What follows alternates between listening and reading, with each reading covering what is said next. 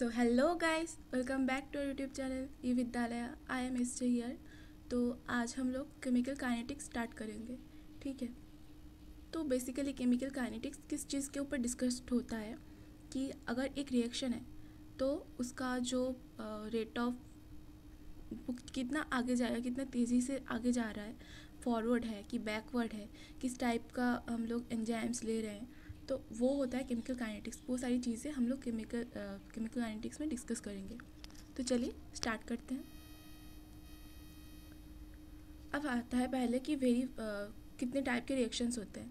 एक होता है वेरी फर्स्ट और इंटेंस्टेनियस रिएक्शंस। एक होता है मॉडरेट रिएक्शन, एक होता है slow reaction. 3 type of reactions होते हैं। अब वेरी फास्ट में क्या आ जाता है, ये बहुत ज़्यादा तेज़ी से होता है, इतना तेज़ी से कि इसका टाइमिंग हम लोग मेज़र नहीं कर सकते। ठीक है। और ये मोस्टली आयोनिक रिएक्शंस में होता है जो वेरी फर्स्ट होता है। तो यहाँ पे वही लिखा है, this reactions occur at very fast rate. Generally this reactions involve ionic species and known as ionic reactions. It is almost impossible to determine the rate of the reaction. ठीक है, इसका रेट हम लोग नहीं निकाल सकते। तो यहाँ पे एग्जाम्पल्स आ जाते हैं। AgNO3 plus NaCl equal to AgCl plus NaNO3, ये प्रेसिपिटेशन रिएक्शन है। और then HCl plus NaOH equal to NaCl plus H2O, ये न्यूट्रलाइजेशन रिएक्शन होता है। ओके। और यहाँ पे आयंस काम करते हैं, देख रहे हो ना, Ag प्लस Cl माइनस, फिर Na plus NO3 minus, Na plus Cl minus, है ना। अब आते हैं मॉडरेट रिएक्शन में। तो इसका जो रेट होता है वो मेज़रेबल होता है, मतलब हम लोग मेज़र कर सकते हैं नॉर्मल टेम्परेचर में। बट अगर टेम्परेचर हम लोग बहुत ज़्यादा इंक्रीज़ कर दिए तो वो इतनी स्पीड में होगा कि हम लोग मेज़र नहीं कर पाएंगे। तो नॉर्मल टेम्परेचर में, मतलब कि रूम टेम्परेचर में, ये वाला जो रिएक्शन है इसका हम रेट निकाल सकते हैं। और ज़्यादातर जो रिएक्शंस होते हैं, मतलब इस दुनिया में जो रिएक्शंस होते हैं मोस्टली मॉडरेट रिएक्शन होते हैं। ठीक है। जैसे कि डिकम्पोजिशन ऑफ H2O2, इसमें क्या होता है कि H2O2 टूट के H2 और ऑक्सीजन बना लेता है। और N2O5 भी, डिकम्पोजिशन ऑफ N2O5 भी होता है, जहाँ पे N2O5 डिकम्पोज होके N2O4 और O2 बन जाता है। अब आते हैं वेरी स्लो रिएक्शन में। तो इसमें क्या होता है कि जो रिएक्शन का रेट है ना वो बहुत ही ज़्यादा स्लो होता है, और इतना ज़्यादा स्लो होता है कि मतलब बहुत टाइम लग जाता है, जैसे अरबों करोड़ों साल भी लग सकते हैं, या कुछ मंथ से लेकर अरबों करोड़ साल तक हो सकते हैं। ठीक है। यहाँ पे लिखा है, this reactions are extremely slow and take months together to show any measurable change. ठीक है, मतलब बहुत ज़्यादा टाइम लेते हैं ये लोग, बहुत स्लो, मतलब बहुत ही ज़्यादा स्लो होते हैं। अब देखो एग्जाम्पल्स में आते हैं, जैसे कि रस्टिंग ऑफ आयरन। उसमें क्या होता है कि Fe2O3 प्लस XH2O, वहाँ से Fe2O3 डॉट XH2O, ये हाइड्रोफेरिक ऑक्साइड हो गया इसका। ये बहुत धीरे धीरे होता है, एक लोहे में धीरे धीरे रस्ट आता है ना, तो बहुत वो हो गया स्लो रिएक्शन। और फिर H2 प्लस O2 से रूम टेम्परेचर में H2O में कन्वर्ट होना, ये भी बहुत स्लो रिएक्शन है। अब आते हैं कि हम लोग रेट कैसे निकालेंगे। अब एक रिएक्शन दिया हुआ है, स्मॉल ए प्लस स्मॉल बी, जहाँ से स्मॉल सी और डी हम लोग प्रोड्यूस कर रहे हैं। तो रेट क्या आएगा, यहाँ पे आएगा -1/a dA/dt। यहाँ पे जो थर्ड ब्रैकेट में ए लिखा है ना वो कॉन्सेंट्रेशन है। ठीक है, ए का कॉन्सेंट्रेशन। और फिर सब मतलब जो रेट आएंगे वो एक एक के लिए सेम आएंगे। सिर्फ -1/a dA/dt, -1/b dB/dt, 1/c dC/dt, plus 1/d dd/dt, ये सारे सेम आएंगे इनके वैल्यू। देन आता है एक फॉर्मूला आता है, T½ वैरिजेज 1/a⁻n−1। ठीक है, जो जहाँ पे T½ क्या होता है, हाफ लाइफ, मतलब कि अगर हम लोग के पास एक एलिमेंट है, ठीक, तो वो जितना जितना मतलब एलिमेंट है, जितना उसका मास है, उसका वो डिकम्पोज हो के, मतलब रिएक्ट कर के आधा होने पर जितना टाइम लेगा वो होता है हाफ टाइम और T½ ठीक है। तो शुरू में क्या रहेगा अगर हम लोग कॉन्सेंट्रेशन ए ले लेंगे तो टी हाफ टाइम बाद जो कॉन्सेंट्रेशन आएगा वो A/2 आ जाएगा। ठीक, तो हम लोग इसे निकाल सकते हैं। और थर्ड ब्रैकेट में जो हम लोग ए लिख रहे हैं ना, dA/dt, ये जो ए है इसको हम लोग एक्टिव मास भी बोल सकते हैं। या तो मेनली कॉन्सेंट्रेशन होते हैं या प्रेशर होते हैं, ठीक, या मास होते हैं। अब एक एग्जाम्पल पे आ जाते हैं, जैसे N2 + 3H2 = NH3। तो यहाँ पे हम लोग रेट कैसे निकाल सकते हैं, -dN2/dt = -1/3 of dH2/dt = +1/2 of dNH3/dt। ठीक, अब यहाँ पे और दूसरे भी एग्जाम्पल्स दिए हुए हैं। यहाँ पे एक ये जो है ना, जैसे कि -dN2/dt, ये होता है rate of disappearance of N2। तो -dN2/dt क्या होता है कि disappearance of the nitrogen, rate of disappearance of nitrogen. -dH2/dt क्या होता है, disappearance of the hydrogen. Then +1/2 of dHI/dt क्या होता है कि फॉर्मेशन ऑफ द और appearance of, rate of the formation of और अपीयरेंस ऑफ HI। ठीक, अब यहाँ पे हम लोग रेट को एक और तरीके से लिख सकते हैं कि K × 80। अब हम रेट को एक और तरीके से लिख सकते हैं, जैसे कि K × A⁴x B⁴y, जहाँ पे K को हम क्या बोलते हैं कि रेट कांस्टेंट। ठीक है, और ये जो इक्वेशन है ना कि रेट = K × A⁴x B⁴y, इसको हम लोग रेट लॉ इक्वेशन बोलते हैं। और ये डिटरमाइन होता है एक्सपेरिमेंट से, मतलब कि यहाँ पे जो वैल्यू आएगा वो मतलब एक्सपेरिमेंटल होगा, वो हम लोग रिएक्शन से नहीं निकाल सकते, वो हमको प्रैक्टिकली करना पड़ेगा एक्सपेरिमेंट, देन हम लोग बता पाएंगे। ठीक है, अब ऑर्डर ऑफ रिएक्शन में आते हैं। ये क्या होता है, it is the power on the concentration of the rate of expression. तो ये ऑर्डर ऑफ रिएक्शन को हम क्या बोल सकते हैं कि रेट लॉ जो इक्वेशन है, यहाँ पे देखो रेट लॉ जो इक्वेशन है, रेट = K × A⁴x B⁴y। तो यहाँ पे जो ए और बी का पावर है उसका एडिशन होता है ऑर्डर ऑफ रिएक्शन। तो अगर हम लोग ये वाला रिएक्शन ले लेंगे, रेट = K × A⁴x B⁴y, तो ऑर्डर ऑफ रिएक्शन क्या आएगा, x + OI।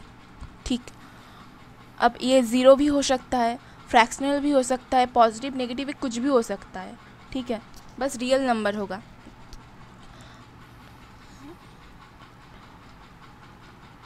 अब फॉर एलिमेंट्री रिएक्शन और one step reaction it is equal to the coefficient of the reaction. तो यहाँ पे क्या बोला है कि वन स्टेप रिएक्शन के लिए ऑर्डर ऑफ रिएक्शन क्या होगा, तो कोफिशिएंट ऑफ द रिएक्शन होगा। ठीक, और मल्टी स्टेप के लिए क्या होगा, जो स्लो स्टेप है उसके अकॉर्डिंग हम लोग ऑर्डर ऑफ रिएक्शन निकालेंगे। ठीक है, it is if any reactant in excess then order is 0 for excess 1। अब अगर किसी रिएक्टेंट बहुत ज़्यादा मात्रा में है तो उस रिएक्टेंट के लिए ऑर्डर हम लोग 0 लेंगे। ठीक,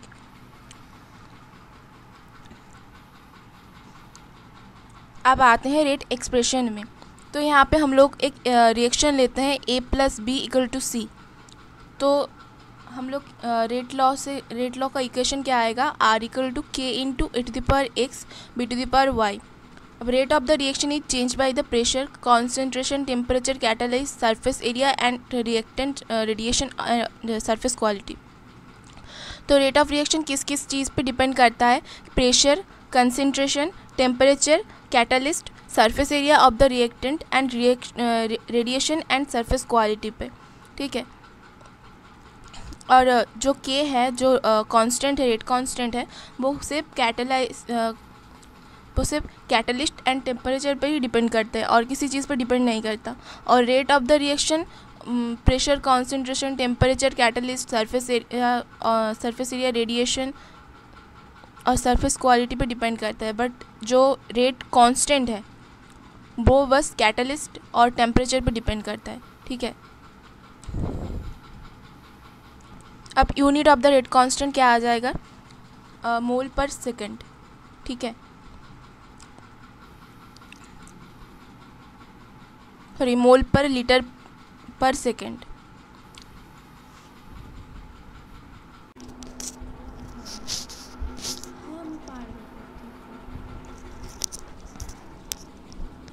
अब आते हैं कि हम लोग जो रेट रिएक्शन निकालेंगे उसका इक्वेशन हर एक ऑर्डर के लिए क्या क्या है, कैसे आएगा।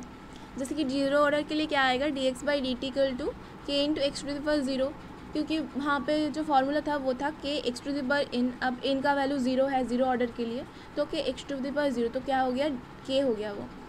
तो dx by D T equal to k for zero order.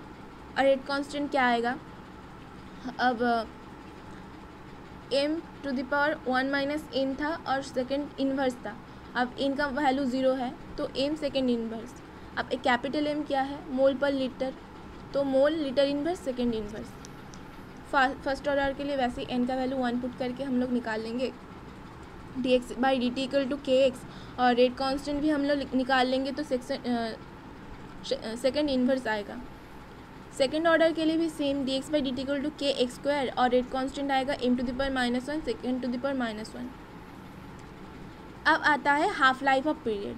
तो हाफ लाइफ ऑफ पीरियड क्या होता है कि एक मटेरियल, ठीक है, वो रिएक्शन कर रहा है, तो जिस टाइम पे उस मटेरियल का आधा हिस्सा बचा होगा रिएक्शन के बाद से, तो वो होगा हाफ पीरियड।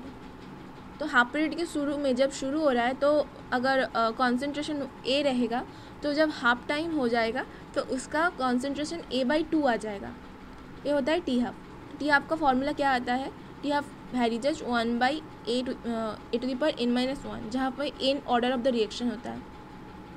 और हम लोग ये वैरीज उठा लेंगे तो एक कांस्टेंट आ जाएगा, ठीक है। अब सेम एन का वैल्यू पुट करके हम लोग सबका वैल्यू निकाल लेंगे, ठीक है। ज़ीरो ऑर्डर के लिए स्ट्रेट लाइन होगा टी हाफ और ए का ग्राफ, और फर्स्ट ऑर्डर के लिए रेक्टेंगुलर हाइपरबोला आएगा। अब वैल्यू ऑफ के फॉर डिफरेंट ऑर्डर, तो हमारे पास यहाँ पे जो राइट साइड में है वही याद रखना है। तो half time of first order के लिए क्या आएगा, 0.693 बाई के, और half time of second order के लिए क्या आएगा, 1 बाई के। तो यहाँ पे एक क्वेश्चन आता है कि फर्स्ट ऑर्डर के लिए के का जो हाफ टाइम है वो इनिशियल जो कॉन्सेंट्रेशन है उस पर डिपेंड नहीं करता। यहाँ पे फॉर्मूला देखो फर्स्ट ऑर्डर का क्या है, t half equal to 0.693 by k. तो यहाँ पे जो इनिशियल जो कॉन्सेंट्रेशन है उसका कोई मतलब वो है नहीं, तो इसमें क्या इनिशियल कॉन्सेंट्रेशन पे डिपेंड नहीं करेगा, इसीलिए स्ट्रेट लाइन आएगा इसका ग्राफ। अब अगर डिफरेंट कॉन्सेंट्रेशन आएगा तो b माइनस एक्स, और ये इक्वेशन अलग से आएगा k equal to 2.303 by t into b minus a log 10 of base 10 a into b minus x by b into a minus x, जहाँ पे b ग्रेटर देन a होगा। अब zero order के लिए क्या आएगा, T half a by two के, ठीक है, ये वाले रट्टा मार के रखना है। अब आता है amount of the substance left after in half life of the first order reaction equal to A naught by two to the power N. अब time taken in completion of 75% in the reaction is 2 into T half, ठीक है। अब 2 into T half to, देखो अगर हम लोग 100% एक material कितना कॉन्सेंट्रेशन है उसको 100 बोलेंगे तो वो हाफ करेंगे तो 50 आएगा। अब उस 50 को हाफ करेंगे तो 75 आएगा, तो 75 टी 0.75 क्या होता है, 2 इंटू टी हाफ, ठीक। अब मॉलिक्यूलरिटी क्या आता है, molecularity of the reaction is total number of the molecules और atoms taking part in the reaction. एक रिएक्शन में जितने ज़्यादा मॉलिक्यूल और जितने एटम्स पार्टिसिपेट कर रहे हैं तो उसको मॉलिक्यूलरिटी बोलते हैं। और ये कभी ज़ीरो नहीं हो सकता, नेगेटिव भी नहीं हो सकता, फ्रैक्शन भी नहीं हो सकता, ये हमेशा इंटीग्रल होगा, वो भी पॉजिटिव, ठीक। In case of complex reaction taking place into 2 और more steps, the molecularity is derived for each elementary step of mechanism separately and never added, okay। अब आता है pseudo unimolecular reactions, ठीक है, जहाँ पे मॉलिक्यूलरिटी ग्रेटर देन 2 है but order of the reaction is 1।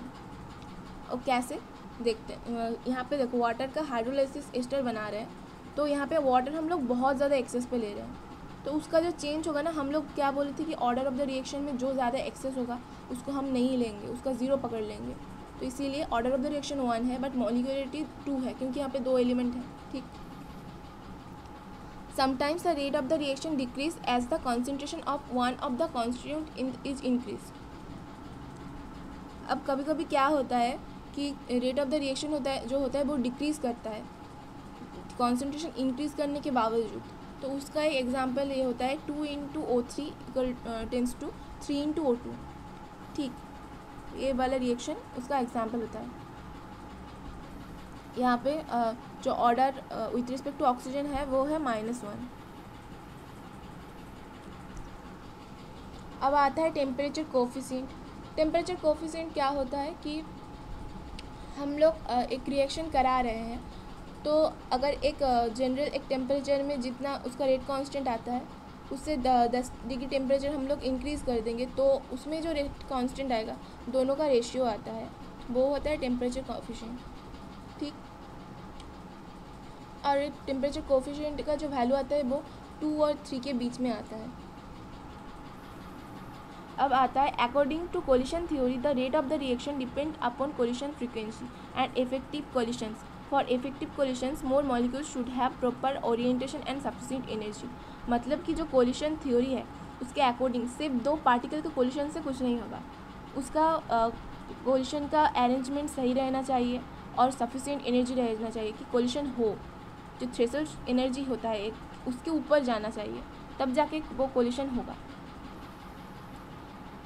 Arrhenius equation पे आते हैं, जिसका एक मैथमेटिकल इक्वेशन होता है क्या कि K = A × e⁻ जहाँ पे K होता है रेट कांस्टेंट और ये होता है थ्रेशोल्ड एनर्जी, R होता है गैस कांस्टेंट और T होता है टेम्परेचर।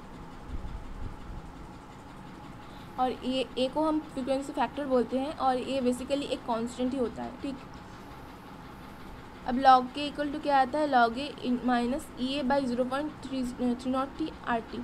अब इसको रेक्टा मार, यहाँ पे मतलब कुछ नहीं किया, बस ये जो इक्वेशन है ना आर्हेनियस इक्वेशन, उसको log मतलब बोथ साइड log लिया है, तो इसलिए क्या आ गया कि K के साथ log लेने से log K आता है, देन A के साथ log लेने से log A आता है। अब E का log क्या हो जाएगा कि इसके पावर पे जो है वही आ जाएगा। ठीक है, तो -A/2.303 RT। अब यहाँ पे हम लोग को एक ग्राफ याद रखना है जो कि ये log के वाइजेस 1/T का ग्राफ। ठीक है, ये नेगेटिव में है इसका स्लोप और इसका स्लोप आता है -EA/2.303 RT। अगर टेम्परेचर डिफरेंट हो, ठीक है, अगर 2 रेट कांस्टेंट एट 2 टेम्परेचर हो तो क्या आएगा, log K2/K1 = E/2.303 RT। T की जगह क्या आ जाएगा, T2 - T1/T1 × T2। ठीक। अब रेट रिएक्शन क्या होता है, वो physical state of the reactant पे डिपेंड करता है, एक्टिवेशन एनर्जी पे डिपेंड करता है। यूजुअली हमारा जो सरफेस एरिया है वो अगर इंक्रीज़ करेगा तो रेट कांस्टेंट क्या होगा, वो भी इंक्रीज़ करेगा। ठीक, sorry, rate of reaction increase करेगा, रेट कांस्टेंट सेम ही रहेगा, इसीलिए वो कांस्टेंट है ना। अब लो एक्टिवेशन एनर्जी होगा तो वहाँ किसी रिएक्टेंट का एक्टिवेशन एनर्जी अगर लो में रहेगा तो वो उसको मतलब उस एनर्जी लेवल को क्रॉस करने में पार्टिकल्स को सुविधा मिलेगी, तो उसको कम टेम्परेचर में हम लोग हीट करेंगे तो ही वो रिएक्शन हो जाएगा, तो वो इजीली रिएक्ट करेगा और बहुत फास्ट रिएक्ट करेगा। अगर एक्टिवेशन एनर्जी बहुत ज़्यादा है तो वो स्लो रिएक्ट करेगा। अब कैटलिस्ट रहेगा तो वो एक ना अलग पाथ बनाता है जो कि मतलब एक्टिवेशन एनर्जी को कम कर देता है, तो इसीलिए रिएक्शन और ज़्यादा क्विक हो जाता है। अब हाइड्रोलाइसिस ऑफ एस्टर पे आते हैं। इसमें क्या होता है कि हम लोग एक एस्टर लिए उसका हाइड्रोलाइसिस करेंगे, तो यहाँ पे हम लोग CH3 COOCH3 ले लिए जिसके साथ पानी मिलाएंगे और इसमें क्या बनेगा, CH3 COOH + CH3OH। अब इसको हम लोग टाइट्रेट करेंगे और यहाँ पे हम लोग अगर इक्वेशन निकालेंगे तो क्या आएगा, k = 2.303/t log of v infinite minus v0 by v infinite minus vt।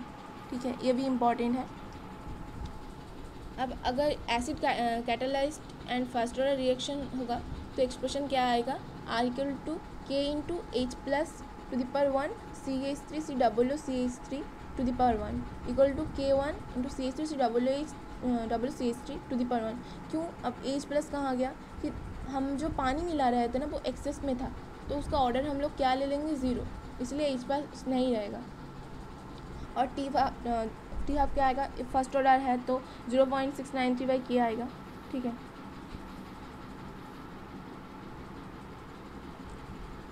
अगर और कैटलिस्ट अगर बेसिक होगा मतलब खार होगा तो उसमें सेकेंड ऑर्डर क्या आएगा कि R = k × OH to the power 1 CH3 COOCH3 to the power 1।